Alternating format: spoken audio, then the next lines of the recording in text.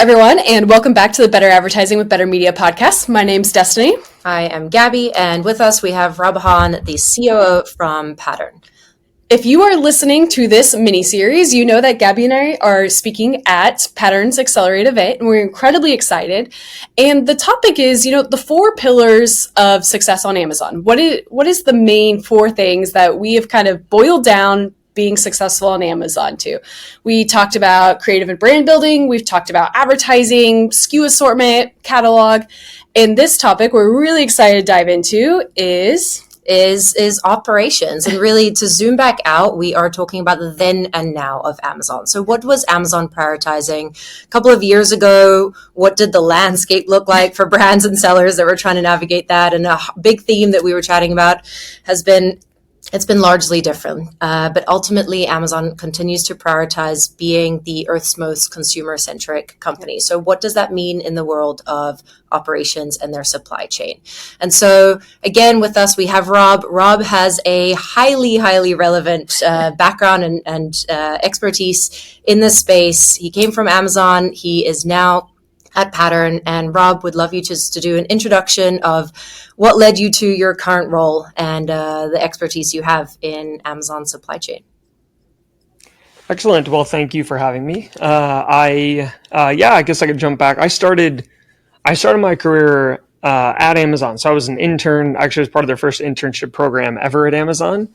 And this is, 1,000 years ago, it feels like, and I look 15, it's like a whole blessing curse situation. But this is like old Amazon, right? So at this time, I remember actually I got my internship offer and I came back to my dorm room and I was talking to my roommate and I was like, I got a job offer at Amazon.com. And he was like, what's that? Which is crazy to think about. A time where a college student didn't actually know what Amazon was. But that's when I started at Amazon. There were 8 fulfillment centers in the United States. FBA had barely existed. It wasn't even in all the buildings. We were actually still doing fulfillment for Toys R Us at the time for their e-commerce, which humans don't even know happened. But Toys R Us had Amazon doing all their fulfillment for them because they were like, we don't know how to do it. So this is a long time ago Amazon. Back in the day. But I started there and it was I was a small business major in college. I grew up in Ohio. Don't go there. But I then I was an entrepreneur. I never really wanted a big company, and Amazon wasn't at that time, even though it was pretty big at that. I mean, it wasn't tiny, but it was very entrepreneurial. It was very much they don't care who your dad was or where your college degree was in, or if you had a college, it was just run 1,000 miles an hour and we're solving some of the biggest problems in the world. And nobody had solved them before. So it was really, really fun. I was very fortunate. Some people took crazy bets on me when I was very early in my career. And I got to lead some really, really big teams and work on some really big projects at Amazon. Actually, I got to work on some of the first inbound automation at Amazon. We were in Unix-based systems when I started at Amazon. I helped create the first web UI at Amazon from a product perspective, but I was in operations the whole time. And I wasn't in Seattle in a corporate position. I was in a super hot warehouse, working night shift, and working 14-hour days. It was definitely a different experience than I think a lot of people. I was super fortunate. I had an enormously positive experience at Amazon. Some of the smartest people I've worked with in my life. So I was there. I got to work in robotics, and 2015 I shifted open one of the first robotics fulfillment centers at Amazon, and I spent most of my time in the inbound space, a little bit in outbound, and then I got my own building, leading a giant 1 million square foot, 6,000 plus person building, and I was if I think I look young now, just imagine when I was actually much younger, and I looked even younger. But anyway, so it was a really cool time to grow up at Amazon. And then it got big. Amazon got really big really fast, and I left to join a startup, a 7-person startup called Whitebox, 7-8 people. And then we grew that to about 400 people, raised $50 million, and we sold the fulfillment business to UPS in 2022. And I was like, no, I don't want to go work for UPS. And I got a call that same week from Pattern. And they were like, I need someone that knows tech, operations, and Amazon. And I was like, well, I'm your guy. That's me. So, that's me. That's I am that human. So I've been in the e-commerce space the whole time. It's been a really fun time to be in e-commerce, and I get to be in kind of a fun part, which is the unsexy part of e-commerce, which is supply chain, which is like both super important and simultaneously really boring for most people. And that it's a fun problem to solve. So that's me. I think the cool part of what you say, or what I feel when I listen to you talk about this topic, is I don't consider it to be the unsexy side at all. So I might, if I'm just thinking, oh well, supply chain, right? But the passion that you have for this, and the way that you've been through so much creation and innovation through the time at Amazon Whitebox, and even at Pattern now, which we'll chat about that in a little bit too, of some really cool solutions that you guys have been doing in the supply chain space. But would love to, I mean, one undoubtable fact is you've been in the space with a decent amount of longevity here. You've seen a lot of changes. What are some of the bigger changes that you have noticed for, let's maybe put on our brand hat perspective, for brands in navigating the supply chain and operational side of Amazon? Yeah, I think I mean, if you think from a brand perspective, and I've said this for a long time, but it actually was one of the reasons I decided to leave Amazon. Like, brands have a really hard time navigating the Amazon ecosystem. It is extremely challenging. Actually, back in the day, I'm now kicking my own ass a bit, but I helped create some of the first like FBA requirements of bringing it into Amazon because we were trying to build something scalable. Now I have to do all those things, but and I was sitting there. I'm like, man, this is really hard. This is hard back then. It's become extraordinarily challenging within from there. But you have to be great at moving stuff, and you have to be great at selling stuff, right? You can have a great product, you can have the best thing in the world, you can have incredible advertising strategy, you can have an incredible marketing strategy, it could be a perfect product. But if you can't stay in stock and you lose all your margin through your supply chain, a brand is generally good, right? They're really good at creating products, and they're really bad generally at moving it around the world. So watching as the complexity has come up, it's been interesting to see how brands have to navigate. I think some of the most challenging differences, excuse me, I think some of the most challenging differences that brands have had to navigate in the supply chain space is the growth of Amazon's actual network. I mean, when I started at Amazon, we had two cross-dock facilities. So if I kind of zoom out really fast, and those who don't understand, Amazon, when you send something into Amazon, they've got a bunch of different, I'm going to call them networks, but two major networks. They've got a standard network and an oversized network.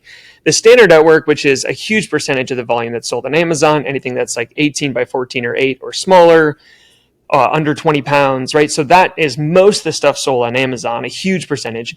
You send it to a cross dock, and then it goes to a fulfillment center. So you're not sending it to the destination. And Amazon originally, back in the day, everything went directly to the FC. Instead, they went through crossdocks. And when I started Amazon, there were two crossdocks. And now there are 27, and there's over 200 different fulfillment centers, right? So as Amazon has expanded, you get this increased complexity for brands, right? And so I think, and there's good reason for that. If we want to dive in, like I can give you actually Amazon's perspective. We want to talk about that a little bit, but very simply put, the biggest complexity in the supply chain space that Amazon has is Amazon's own network, in its goal to get cheaper shipping closer to consumers, has dramatically increased the complexity for brands. What about the so in some of our meetings, me representing the brand side, my background, which we've chatted about in another episode, but it's always been on the brand side. It's been from disruptive 3P brands to now large multinational CPG organization. But one big shift that we are hearing from our contacts at Amazon has been over the last year or two or so, is the regionalization, and then in the last few months. And so I feel like you could geek out on the topic of that a little bit and what the impact would be. The latest one is sub same day. So how as Amazon is making these I know there's a lot going on here, but as Amazon is making these shifts, how is it better for the consumer? And then how is it that the brands now have got maybe more complexity to deal with in ultimately servicing that end consumer better? But there's a lot more going on these days.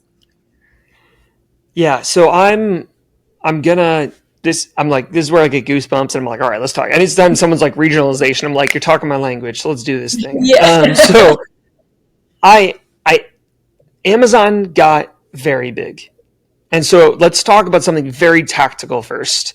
Well, no, first I'm actually going to say placement, which is like the magic word, right? Placement fees, like the concept of placement is a very simple one. And don't throw stones. Amazon is correct, 1000% correct, that getting things closer to consumers is actually better for the consumer, for Amazon, and for the brand. It is hard to do that thing, but at a very conceptual level, it is mathematically a certainty that it is the best thing for all three groups of people, stakeholders in this scenario, is to get things close to consumers, period. It's like a very easy argument. Now, how to do that is an extraordinarily complex problem. So let's talk a little bit about what's happened to Amazon's network and why regionalization has been such a push. Here's what happened. Amazon started with cross docks, right? We already kind of established that. Amazon originally was like, all right, we're going to expand the cross docks. We've kind of this kind of Gen 2 cross dock. It's really fancy. It's got lots of conveyance and automation. It's got new pieces of inbound automation we've never had before, and outbound automation, etc. The problem is there's the physical constraint on the number of dock doors, for example, or sorts that happen in a building. So when you have a cross dock, you're like, we're going to connect to all the fulfillment centers in the network. Let's say 50. That's not an exact number, but it's an approximation. If each cross dock can connect to 50 fulfillment centers, if you have 50 fulfillment centers, that's fantastic. It means you can get from one cross dock to all 50 FCs, and you're good to go, right? You've got close. But what happens when you have 200, 250 FCs? You can't do that anymore, right? You physically have constraints, and you start having to make trade-offs between where I'm placing inventory. And I'm going to absolutely get it wrong, because the only thing about forecasting is every single time it is incorrect. Every time it's wrong. And Amazon too. It's the only thing that's always true about forecasting, right? So if they're going to be wrong, they're going to be wrong, and it's going to be across the country. Now they're going to be shipping things at increased costs. It has worse consumers. So they came up with, let's try to regionalize. That's not even a word. Let's regionalize the network. So sellers end up sending into each region, and then I can connect 50 fulfillment centers in each region from that crossdock, right? So now I have a two-tier crossdock network. I have national and I have regionals. The national crossdocks are a two-leg system, right? So it goes to a national, then a regional, and then to an FC, which takes a very long time, an extra 11 days, by the way. Very expensive, not great. Right. But the point there is, how do I get those things to the end FC when I have so many of them? And so that's like the core problem that they've tried to solve, is by saying, if we get to the regions and we get to the FCs that are close to the population centers, which are close to the consumers that buy this stuff the most, that will end up being someday. Now, the same day network we can dive into. I have opinions, but the point here is, regardless if it's in the same day network, if it's in the standard kind of robotics network, if it's in a traditional FC, whatever that is, getting closer to consumer is better, and that's what they're trying to chase with regionalization. And I'll say it pretty poorly, but the concept is right. Right. Yeah. This is a big issue that I run into on the brand side. Is often the concepts are smack bang. They are trying to solve a problem. My favorite one, you spoke about, the bane of my existence, that is forecasting, especially forecasting in the world of Amazon. On the vendor and seller side, where you've got less control on the forecasting, and so one solution that they had there is they had the flow ordering, and I think that was one element that at least the attempt was to give brands more insight into what would be ordered over time. That's now been entirely deprecated, and they're very much. Apparently so. We can go back to Rob's initial comment here, which is Amazon acts like a startup. They fail incredibly fast, and they also move 1,000 miles an hour. So I think all of us have been in a million different beta tests, and if it sticks, we're going to run with it. If not, you better move on, transition quick. I mean, that's a huge tip for the brands and the sellers is you've got to stay on the pulse of the changes that Amazon is doing. Ultimately, I always love to be in the betas, but it's hard not to be pulled in 50 different directions and your team focus on so many different things. So choosing a partner, choosing a solution that is going to be able to test these things and fail fast, along with Amazon's notion of trying testing. It's always day one, failing fast, and then moving on to something else. Maybe not being too entirely reliant and having too many eggs in one basket of one solution at Amazon, because it's probably going to change in 6 months' time. I think that's right. I mean, Amazon. So let's talk about flow ordering, for example. Amazon does this thing where they're trying to say what is optimal for Amazon, and I'll say I don't want to just throw stones at Amazon entirely, but Amazon does generally operate on their own behalf as frequently as possible, right? They're not optimizing for brands. They're optimizing for consumers and then themselves, and then maybe they'll think about brands. Flow ordering, for example, is actually good for Amazon too, right? So when brand and Amazon and consumer incentives are aligned, things work really well. But anytime that you can feel and think this is better for me than it is for Amazon, or better for me than it is for a consumer, just some advice that generally has a very short shelf life. Yeah. That makes sense. So, okay, I'd love to probe on one more thing, at least from my side, sounds like you have thoughts on sub same day. Now, in many of the categories that certainly all the categories that I play in, but seems to be a really big push on the consumable side of having this, maybe not necessarily as many products as possible, but certainly the range of selection. Now, you don't need 12 toilet brushes close to your house zip code to get within a few, but you need one or two, and so how is this impacting brands? Let's zoom out really quick, though, on that conversation. So COVID happens, and you're not going directly in stores to buy toothpaste and toothbrushes, and we get used to 2-day shipping. My grandma uses 2-day shipping on Amazon. She uses Amazon a ton. That wasn't necessarily a thing, I feel like, during COVID. Right. Everyone else was caught up, I would say. I think that was some of the most recent announcements from the Walmart earnings report, right? Walmart is doing pretty dang good job at getting products into customers' hands faster when it comes to online. So now I think Amazon's trying to carve out the newest competitive advantage of how do you get people to not go in store to buy toothpaste? Well, you don't need to wait 48 hours. If you're out of toothpaste, you typically need it now, and most people should be using it daily. So I think that's Amazon has to figure out that edge, because that is such a big competitive advantage. I know for me, it takes me 5 minutes to hop into my car and go buy something. In COVID, we didn't have that as a concern. We, as in Amazon connoisseurs. Right. But now we're at a place where Walmart has caught up a ton. They're doing an incredible job in that area. And Amazon's having to figure out product discovery a little bit better, SKU diversification, as we chatted about, because that is their competitive advantage of an unlimited shelf versus a retail shelf.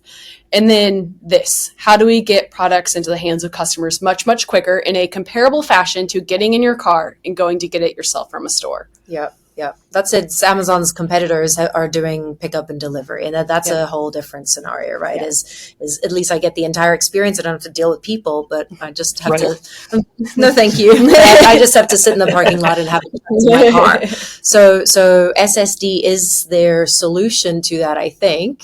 But there's going to be limited. There's a lot of limits with that as well from an operational perspective. What are your thoughts? Yeah, well, let's.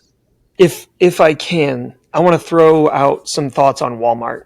I have this thing that I say, and the two most disappointing things in the last 5 years for me have been season 8 of Game of Thrones. Don't get me started. That's a whole other podcast, Rob. And Walmart's e-commerce. I also got divorced somewhere in there, but if that's another podcast as well.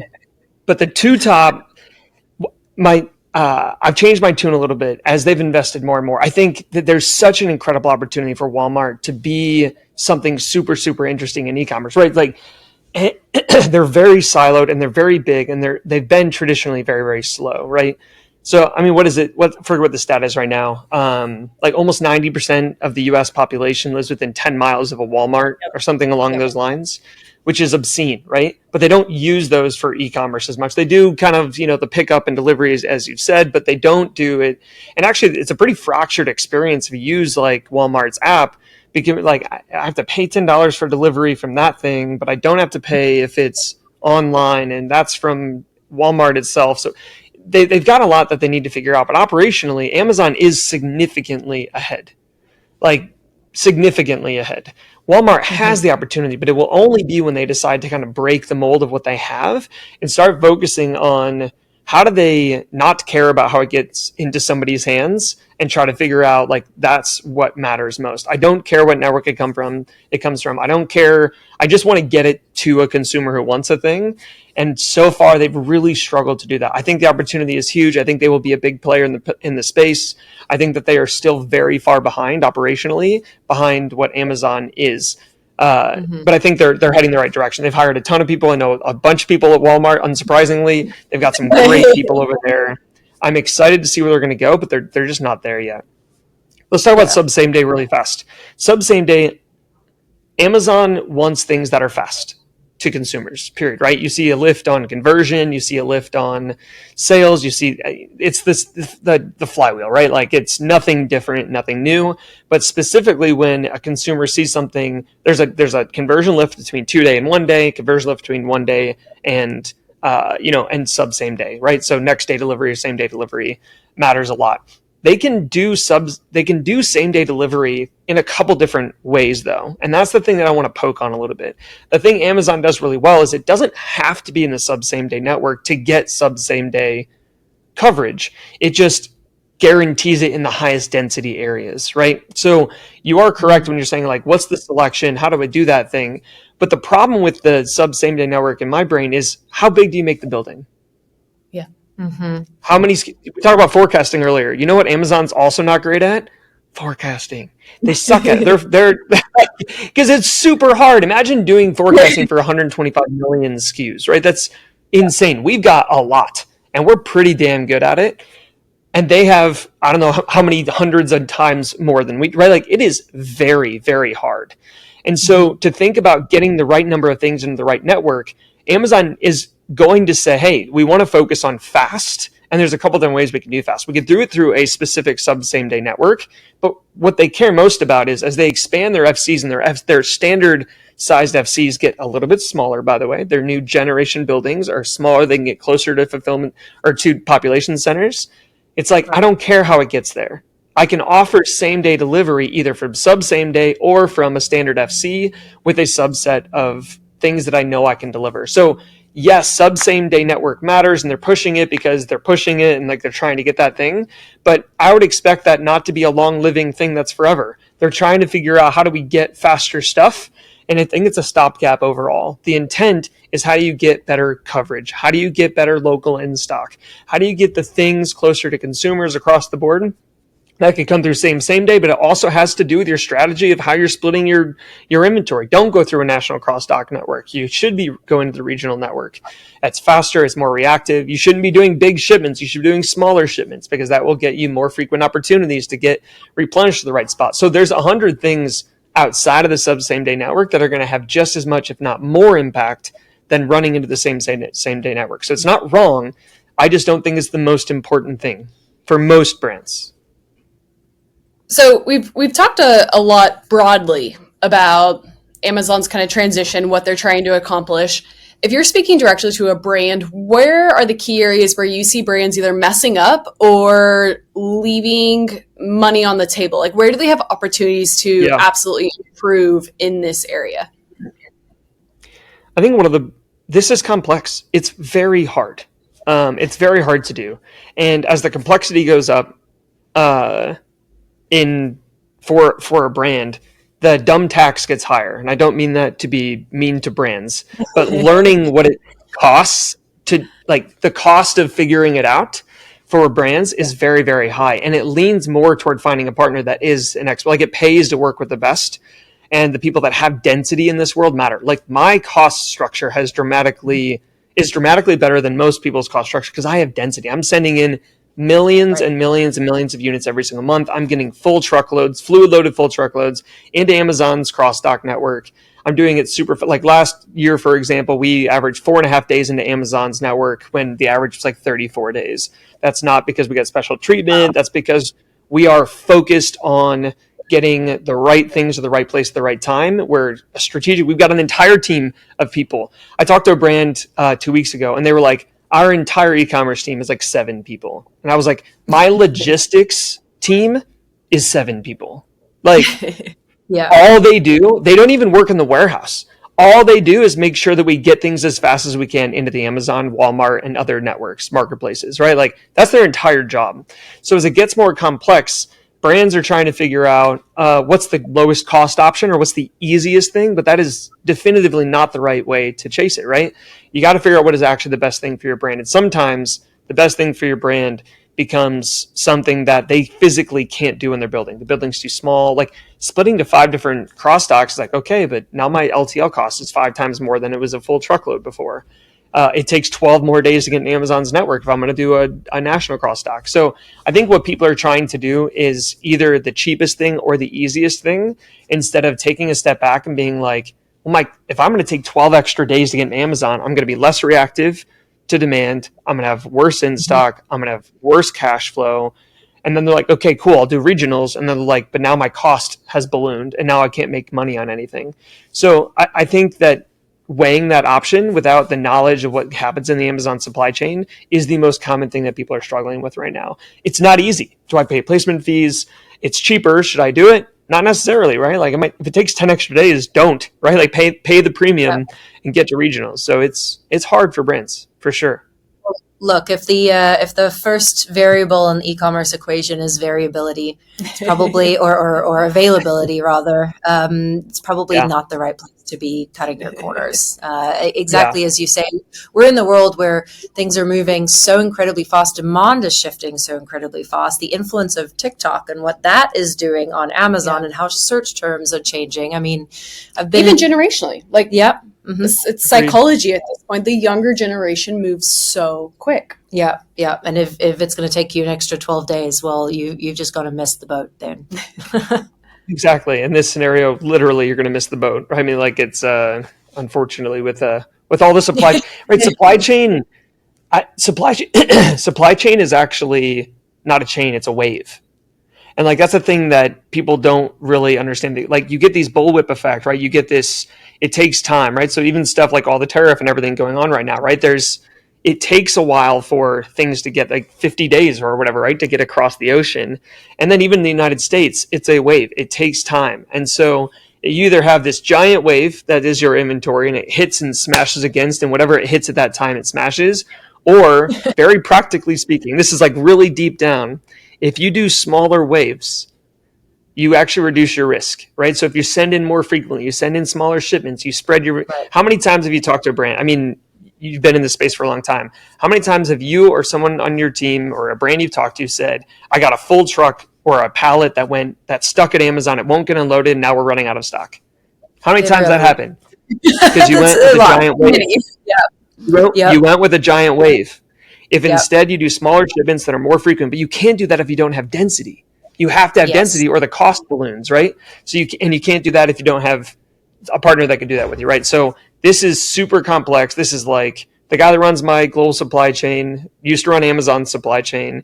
He's top of class MIT. Like this is not a random dude this isn't like Bill in your warehouse is not going to figure out, right? Bill's great, but he's not going to figure it out. This is extremely complex. We love Bill. Bill's fantastic. Actually, I have a Bill in my warehouse. He actually is great, but Bill's not going to figure this out, right?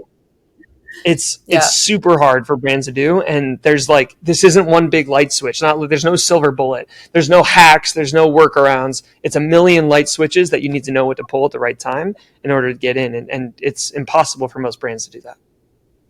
So I think you kind of led us up there, and in the last few minutes we had teased it a little bit, but you spoke about having the density to be able to do this a lot. It's with the frequency, with the depth and the scale that you have, and in particular that Pattern has. So let's just chat in the last few minutes. Would love to wrap this up with why is Pattern the preferred solution in this space? What is it that Pattern can do to help solve this problem for brands? And I think you've kind of touched on it a little bit. It's a highly complex thing. We're not surfing big waves. Yeah, ripples. Yeah. How is Pattern helping us with the ripples instead of the tsunamis? Yeah. It actually starts with knowledge. Right. There's some very practical things we do, but also stuff like, hey, your truck, we don't struggle with that problem because we're sending in a bunch of small shipments. We're going regionals. We're not going to a national where that entire thing sits in a truck for a while, right? Like it's actually very consultative. I took a bet on this. So we've built a big business, right? This is like AWS style. We built the infrastructure. We've spent tens of millions of dollars in software and hardware in our warehouses in order to be able to like. It is hard for people to fully understand the volume that we are doing until they've like put their feet on the concrete and actually see the thing that's happening. We're sending in dozens of full truckloads every day into Amazon networks. When you get that type of infrastructure, it's like we actually can solve this problem. I think the foundational thing that we believe, and that I went to, Dave, our CEO, and our team, and I said, Amazon's not going to solve this for us. And us not being Pattern, but us being the entire Amazon ecosystem, we should figure this out. And Amazon is not going to hate us if we give them full dense trailers, right? Like I've run inbound at Amazon. I have a strong desire to get dense, great trailers that are going to not destroy the LTL network, right? Like that's a good thing for Amazon too. So we started saying, hey, we can actually create shipments and send stuff in under other people's accounts or our own accounts, right? And so we're pretty agnostic to the seller, to the marketplace. We can do it for Walmart, we can do it for Amazon, but that effectively they can ride the rails of what we've built. So we've got a couple different flavors of that. One is just the transportation. We call that product middle mile, where you do everything you're doing right now. You could operate through a 3PL even. You do all the labeling, you create shipments, you label the cartons. It's ready to go to Amazon, but instead of having to split to 5 different regionals, you're going to put it in one truck and you send it to my facility, and then we get it into Amazon on our trucks. So we've seen that be significantly faster and at least cost neutral for the vast majority of sellers, if not cost savings, but certainly speed, right? Dramatically faster than you are going to do through the LTL network. Or if you've ever done Amazon Carrier Partner program where you want to like stab your eyes out, that kind of stuff it's all taken out of that, right? You send it to us. It's kind of like the olden days, right? It's like you just get all your stuff on one truck and that goes, and then it gets into Amazon. So we've got that, and then we also can actually create shipments. We'll connect your account and create shipments. We can do labeling, we can do multi-packs. It's kind of a full prep kind of process where we prep all your products, we ship it into Amazon. We also do D2C fulfillment. You talk about TikTok Shop, right? We are partnered with TikTok Shop, and we do a bunch of Shopify fulfillment, whatever that is. So we're really, really good at D2C. We are the best in the world at moving things into marketplaces with the fastest supply chain into marketplaces in the world. So we work with brands of all sizes. We've got other top 10 Amazon sellers that we do their entire supply chain for. So it's been really fun to be able to like take the thing that we built and be able to kind of spread it out to the Amazon world. So it's been a lot of fun. You also host an incredible conference. Yep. We do. So brands want to learn more, then they should have hopefully bought their tickets by the time they're listening to this podcast and hopefully attended. Speak. But if not, make sure you get your tickets for the next time or the recordings if nothing else. But last minute or so, anything you want to wrap up with? No, I think that was fantastic. I mean, going back to that core point, Amazon's always trying to do what's best for Amazon and the end customer. We can see that through all of their micro changes. Every time you log into Seller Central, Vendor Central, there's going to be something new there. So staying core to the fundamental vision of the marketplace, I think is incredibly important. That helps you make much less reactive decisions when you see something new that's rolling out. But also, staying in tune with the experts in the space. Who are the tried and true people that are doing this frequently, whether it's, checking us out on a podcast or, taking a look at Pattern. That's really the balance that you need to succeed, because it's not going to slow down at any point in time. So staying up with the changes and having the right partners can make all of the difference in the world. Yep, absolutely. I think you said it best. Knowledge is the thing you've got to make sure that you're staying on top of, and it's really hard to do by yourself. So make sure you've got a kick-ass community of folks that can help you fill in those knowledge gaps. Rob, thank you so much for time. We're really excited to see you in a week, and thank you for shedding some light on this highly complex wave, not a chain, but it's supply chain of Amazon operations. Thank you so much. Thank you. Thanks for having me. We'll see you next week.